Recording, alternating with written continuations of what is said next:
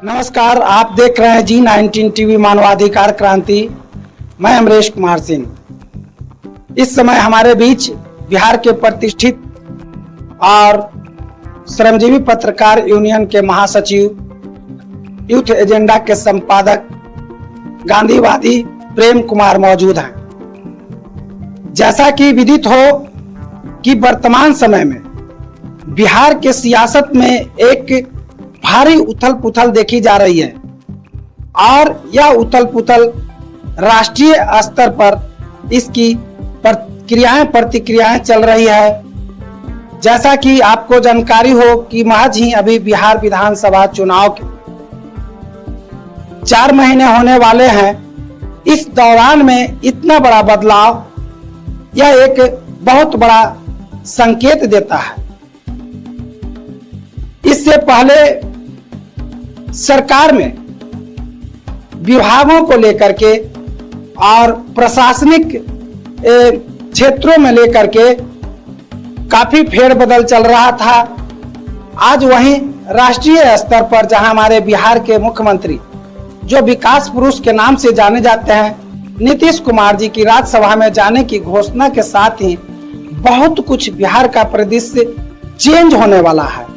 और इस दौरान बिहार किस तरफ जाएगा, क्या इसका फ्यूचर रहेगा और हमारे जो मुख्यमंत्री जी हैं उनका क्या फ्यूचर रहेगा, इन बातों पर विस्तार से हम चर्चा करेंगे। सर, आपका बहुत बहुत स्वागत है।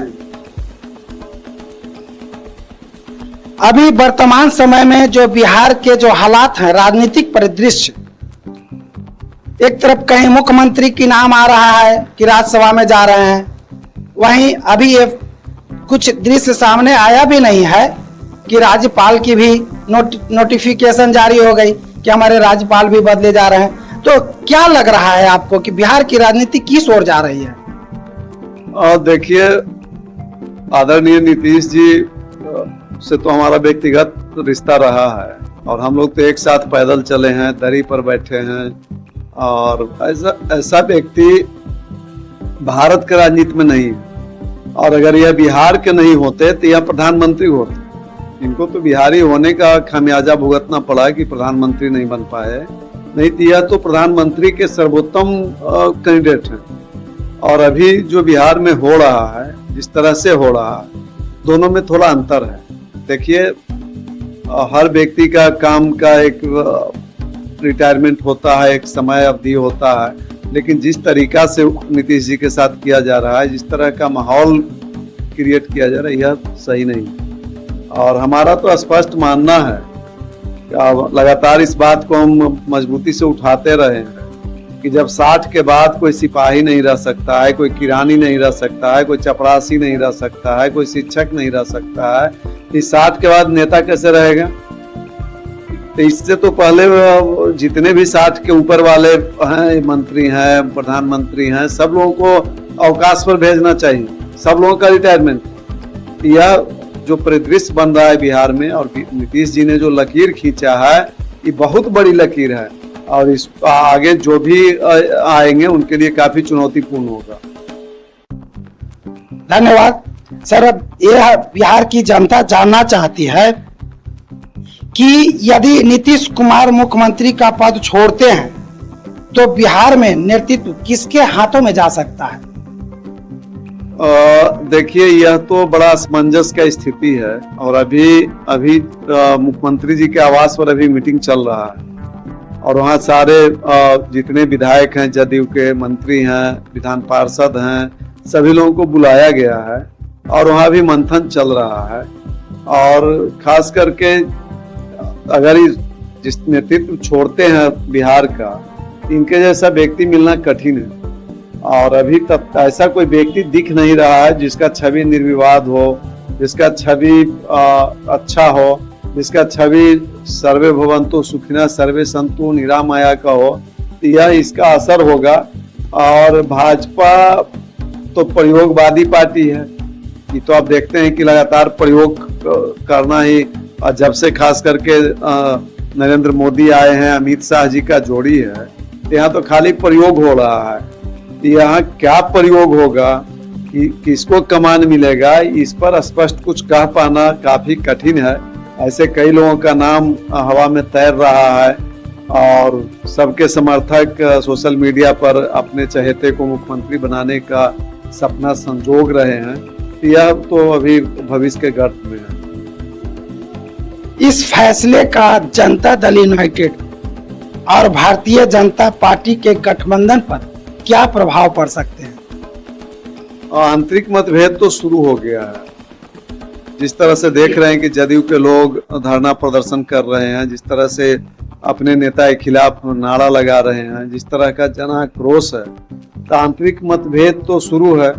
और यह भी सही है कि जो पार्टी 20 साल से सत्ता में है, तो सत्ता का हनक एक अलग होता है, और जैसे मुख्यमंत्री बदल जाएगा, सत्ता का बागडोर दूसरे के हाथ में चला जाएगा, तो उसका कार्यकर्ता या उसका जो लीडर है या उसका जो एमएलए है, वो अपने आप को हाशिए पर समझता है। तो यह तो सत्ता का खेल है, पावर का खेल है। तो यह निश्चित रूप से जदयू के जो कार्यकर्ता हैं उन पर इसका असर होगा। क्या नीतीश कुमार जी के राज्यसभा जाने से जनता दल यू की संगठनात्मक ताकत बढ़ेगी या घटेगी? देखिए, जदयू का कोई संगठनात्मक क्षमता नहीं है बिहार में। जदयू एक जैसे दही में जोड़न होता है ना, जदयू जोड़न है। अगर ये तेजस्वी के साथ रहेगा तो उनका पलड़ा भारी हो जाएगा। ये पासिंगा है। अगर ये बीजेपी के साथ रहेंगे तो इनका थोड़ा पलड़ा भारी हो जाएगा। आपने देखा होगा कि यही नीतीश जी जब समता पार्टी बना के चुनाव लड़े थे तो मात्र बिहार में 5 सीट आया था। यही नीतीश कुमार जब अकेले लोकसभा चुनाव लड़े थे तो मात्र 2 सीट पर जीत पाए थे। तो जदयू कोई ऐसा नहीं है कि बहुत जनाधार वाला पार्टी है या बहुत इसका प्रभाव है या बहुत कोई संगठन ग्राउंड लेवल पर है, ऐसा कुछ है नहीं। लेकिन यह एक बेस है कि जिसके साथ रहते हैं उसका पलड़ा भारी हो जाता है।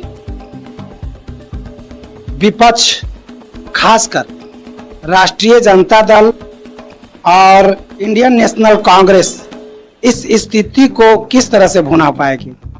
देखिए, राष्ट्रीय जनता दल का तो बयान आ रहा है, तेजस्वी जी का लगातार बयान आ रहा है। नीतीश जी को कल तक ही कह रहे थे कि बूढ़े हैं, बीमार हैं, दिमाग काम नहीं कर रहा है, और उनको एकाएक नीतीश जी के प्रति काफी प्यार उमड़ रहा है। ये प्यार, यह जो है घड़ियाली आंसू है। यह कहीं न कहीं सत्ता का खेल है। उनको लगता है कि कहीं कुछ चाचा का इनका तो अंतरात्मा भी जागते रहता है नीतीश जी का।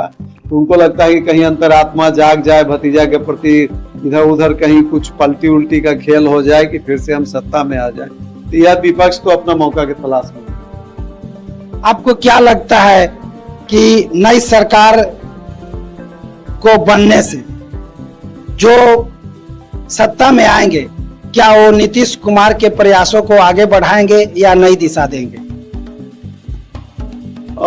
नीतीश जी जो लकीर खींचे हैं, लकीर बहुत बड़ा है, और जो भी आएंगे उनको निश्चित रूप से नीतीश जी का जो राह बनाया गया है, इसी पर चलना होगा। बहुत बहुत धन्यवाद सर। मैं आपसे एक और आखिरी सवाल और मैं जानना चाहूंगा जो जनता के हित में ही है। बिहार की जनता इस संभावित बदलाव को किस नजरिए से देख रही है? देखिए, बिहार का जनता तो बेचारा है। ये तो 5 किलो राशन के लिए लाइन लगता है। इसको घर में कैसे सुबह सब्जी आएगा उसके लिए चिंतित है। इसको तो रोटी चाहिए, रोजगार चाहिए, और यह बहुत लंबा समय हो गया, 35 साल बड़ा और छोटा भाई का। लेकिन 35 साल में कोई खास परिवर्तन नहीं हुआ। रोजगार के मामले में आज भी बिहार हाशिए पर है। कोई बड़ा, अभी जहां हम बैठे हुए हैं फतुहा में, यहाँ सारा फैक्ट्री बंद हो गया। सोनालिका ट्रैक्टर से लेके दर्जनों फैक्ट्री बड़ा बड़ा था जहां हजारों लोगों को रोजगार मिलता, सब बंद हो गया, खंडहर बन गया। तो यहाँ तो उद्योग धंधा चौपट है। यहाँ जनता तो त्राहिमाम के स्थिति में है कि जनता तो हार मान चुका है। जनता हताश है, जनता निराश है, जनता को तो घूस दिया जा रहा है कि हम 5 किलो राशन देते हैं, आप हमको वोट दीजिए, हम आपको कुछ 10,000 रुपया अकाउंट में दे देंगे, आप हमको वोट दीजिए, इसके लिए काम कर रहा है। प्रेम सर को बहुत बहुत धन्यवाद, आभार कि आज इन्होंने अपना बहुमूल्य समय हमारे स्टूडियो में दिया है। और बंधुओं, जैसा कि एक विचारणीय तथ्य यह है कि नीतीश कुमार विकास पुरुष कहे ही नहीं, माने भी जाते हैं, और कुछ खास लोगों को छोड़ करके अधिकांश पढ़े लिखे या जो उच्च क्वालिटी के हाई फाई लोग हैं उनका विश्लेषण यही है कि नीतीश कुमार जी जैसा मुख्यमंत्री बिहार को मिलना कठिन है। इस परिस्थिति में बिहार को उन्होंने उस समय गड्ढे ही नहीं दलदल से निकालने का काम किया। गड्ढा से तो कोई भी निकाल सकता है गाड़ी को, लेकिन दलदल से निकालना एक बहुत बड़ी चुनौती होती है। अब यह समझना लोगों के परे की बात है कि माननीय मुख्यमंत्री सीएम नीतीश कुमार जो हैं से केंद्रीय राजनीति में प्रवेश कर रहे हैं, वो केंद्रीय राजनीति में किस हद तक अपने आप को सफल कर पाते हैं, यह समय की गर्त में है। फिर इसी तरह से एक नए विश्लेषण के साथ मिलता हूं, बने रहिए हमारे साथ। जय हिंद, जय भारत।